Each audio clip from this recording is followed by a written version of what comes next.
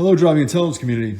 This is just a quick video to show you some defects that I found in this vehicle. I'm the original owner. I've done some videos on this before, but defects from the factory that just show you that quality was not job one with Ford when these vehicles were being built.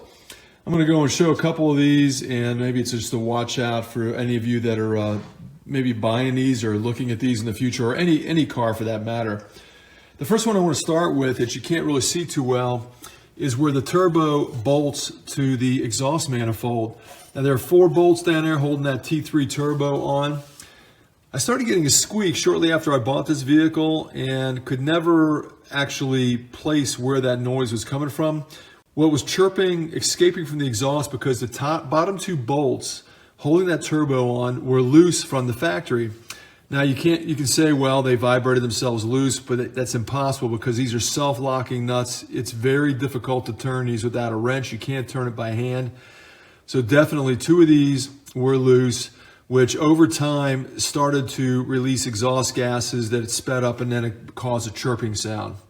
Now, before I go on to the next one, I know many of you are going to say, oh, it's a Ford, fix or repair daily, but I'll tell you, I've worked on Chevy, Dodge, and GMs, other vehicles, lots of other vehicles, and they all have their problems. So don't tell me that your vehicle came out perfect. I know that there were issues coming out of the factories back then.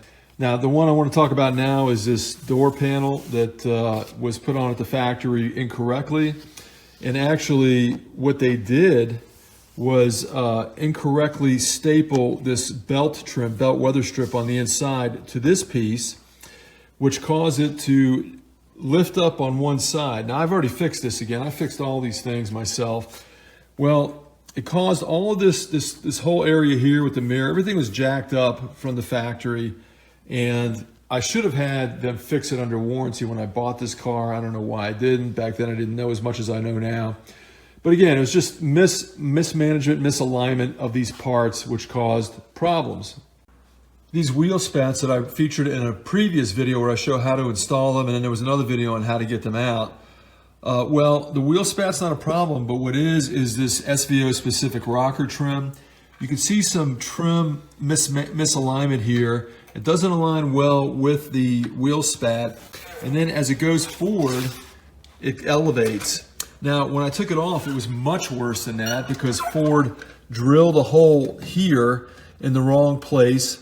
Again, I don't know what the process was for them to install this SVO specific rocker trim, but I had to drill another hole for that fastener that's behind this point right here to be in a proper place to lower this as much as possible to make it look better. But it's just shoddy workmanship at the factory. And yet another example of shoddy workmanship at the Ford factory when they built this SVO in 1985. This wiring harness should have been in this chase area right here, but when the guys building this after probably a bender the night before put this wiring harness in, they just dropped it in, connected it into various locations like the tail lights, this electrical connector here. But the problem is they also ran it through the floor down to the fuel pump. Now I can't disconnect this until I move the fuel pump, which I am going to do in the future for another reason, but then I'll properly route this wiring harness where it belongs, which allows me to also connect it the way it was supposed to be connected at the factory. Next, a minor issue.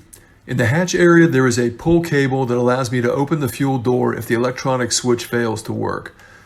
The pull tab includes Velcro to attach somewhere in the hatch, but the line workers failed to locate per instructions.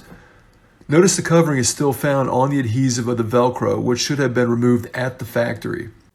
Before moving on to my last build quality issue, and in fairness to Ford, I do want to point out that since 1985, this Mustang has given me reliable service, never let me down.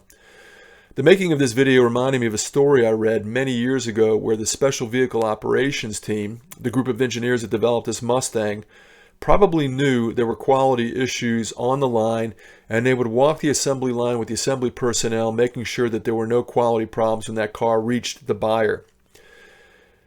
I've got 2 2002 F150s, both of which have really good build quality, and there's a lot of reliability with these 10th gen F150s. I've taken the white F150 apart, and I have never seen any of the build quality issues I've experienced with the Mustang. Now, in contrast, A buddy of mine has a 2018 F-150 with the 5.0 Coyote engine, and within 60,000 miles, he's had to have the cam phasers replaced twice. And that's rather frustrating to me and to him, given that the Coyote engine is, I think it's an evolution of the Triton engine since the mid-90s, and they've been having cam phaser issues for years, and this should have been worked out a long time ago.